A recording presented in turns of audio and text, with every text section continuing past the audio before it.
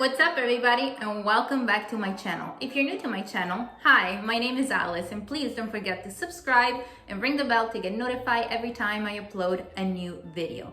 If you're not new, welcome back to my channel. So as you guys know, the holidays are approaching and Christmas is approaching. So in my previous video, I showed you one of my favorite pies and one of my favorite cookies that we usually make during the holidays in my family. And today, I'm gonna show you another cookie that it's a must in my family. It's super easy, but very delicious. It's called pasta frolla montata in Italian, which is in English, I can translate it as whipped sugar cookie. I know, strange, whipped sugar cookie? You're probably thinking, what the heck is that? I'm gonna show you, don't worry. It's super easy and you're only gonna need a few ingredients that you probably already have in your fridge and in your pantry. What you're gonna need also, you can use a KitchenAid as I always do because I love my machine, but you can also use an electric mixer. Don't do it by hand because it's gonna take you forever to whip the sugar with the butter. So it's better to have an electric mixer. So what you're gonna need for this recipe is room temperature butter, icing sugar, eggs, flour, and vanilla powder. And like I said, if you cannot find any vanilla powder, you can substitute it with a tablespoon of vanilla extra. Another thing that you're gonna need this time, it's a piping bag with the start tip, a spatula, and a baking tray with a little bit of parchment paper. And that's it. Later, I'm gonna show you what kind of topping you can put on top of your cookies before you put it in the oven. But first, we're gonna start with this. So what you're gonna do first, you're gonna put your room temperature butter. Make sure you always work with room temperature ingredients where you're baking because everything mixes better, especially if you have to whip something like butter with sugar. This is the key, to have room temperature butter. Not melted, not from the fridge, room temperature. So I usually take it out of the fridge a couple hours prior I bake my cookies. So what you're gonna do, you're gonna put your butter into your mixer first.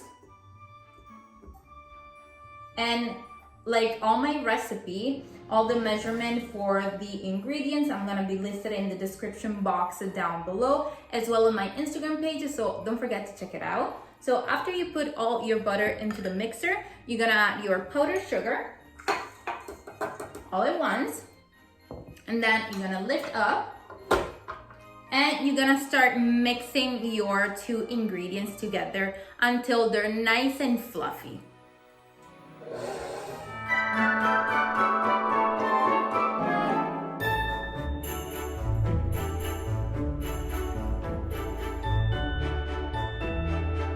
Okay, once your butter and sugar are nice and fluffy, I have my eggs right here that I already cracked in my bowl, and you're gonna add one by one while the mixer is mixing. Or if you're using a hand mixer, while you're mixing, you're gonna add one egg at a time. Let it absorb, and then add the second one, and then the final one, the third one, and whisk for like a couple of minutes.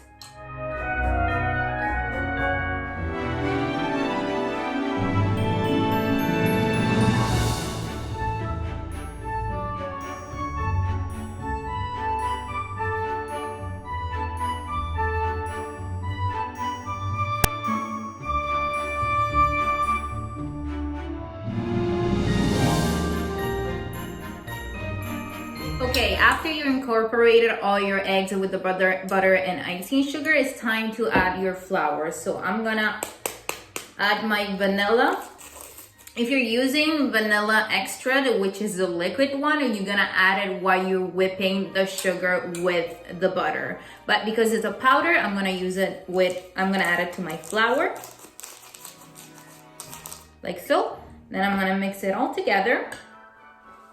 Take down my machine, and I'm gonna add the flour all at once, like so.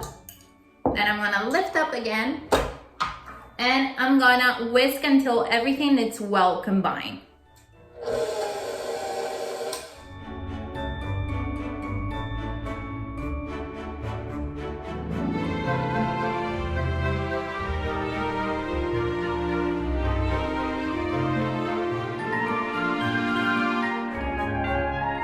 So this is the result that you're gonna obtain after you're mixing all your ingredients together. It's a very fluffy type of cookie dough. Like I said, it's a whipped sugar cookie type of dough. It's very simple but very delicious. It smells really good of vanilla. You can add also like orange zest or lemon zest, whatever flavoring that you desire, or you can leave it even plain without any flavoring.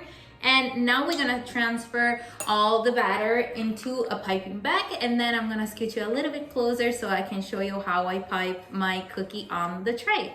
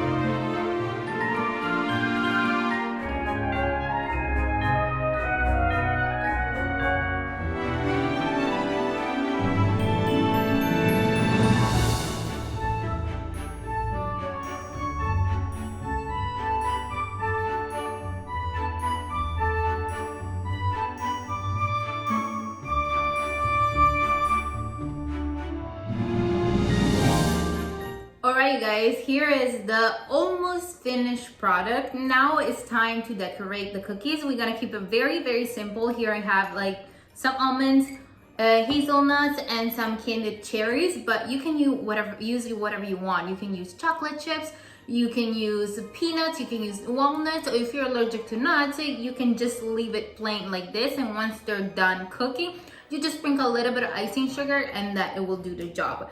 But I want to decorate mine. I'm using like some candy cherries, just like as a reminder at Christmas to add a little bit of red. So I'm gonna put the round one with the cherry, because I'm gonna do two. Actually, we'll do it all with the cherry, like so. Then we're gonna do a couple of those with the almonds, with the hazelnuts. I'm gonna put 2 hazelnuts. And we're gonna do some almonds as well, like so.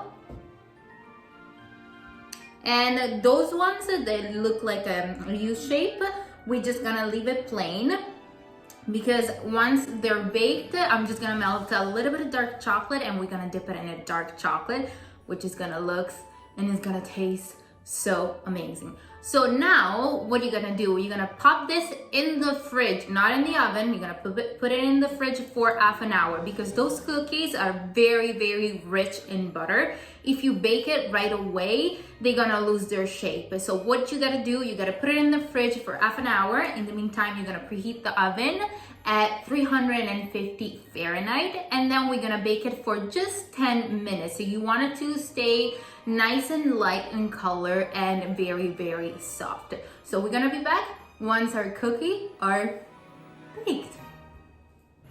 Alright you guys, my cookies are finally done. I let those baby bake for about 10 minutes.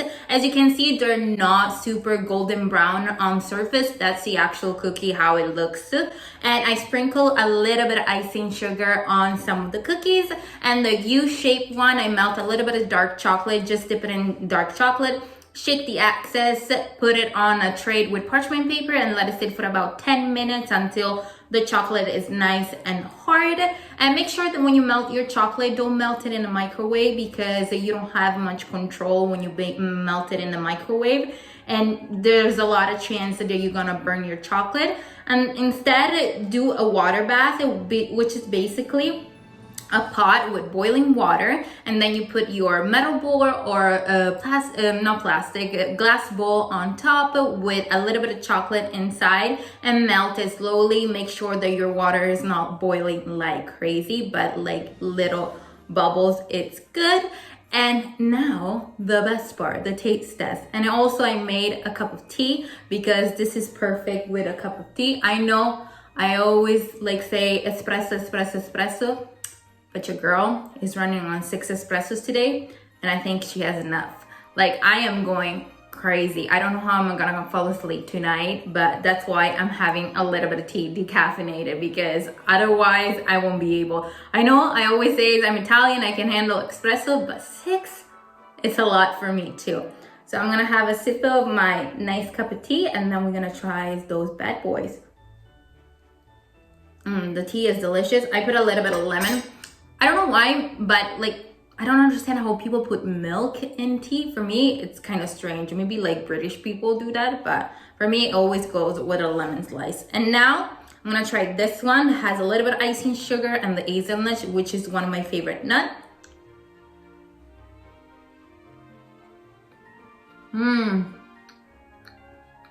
Oh my God. As you can see, the middle, it's nice and gooey. But the top, it has a little bit of crunch. It's super soft, super buttery. It melts in your mouth, super delicious. Look how beautiful it is. And the hazelnuts goes really, really well with it. Really, really good. Yeah. Those, for me, screams Christmas. They're so, so good. And as you can see, they're super easy to make. It only takes like, literally with the bacon and everything, probably an hour max. Super, super easy. I hope you enjoy spending time with me. If you're gonna recreate this recipe, please let me know in the comment section down below what you think about it, and tag me on Instagram if you're gonna recreate the recipe and gonna take a couple pictures. I wanna see your creation. It's gonna make me really, really happy that you can achieve what I can do, because it's easy food, but very delicious. And until next time, I'll see you soon, my beautiful people. Bye, love you.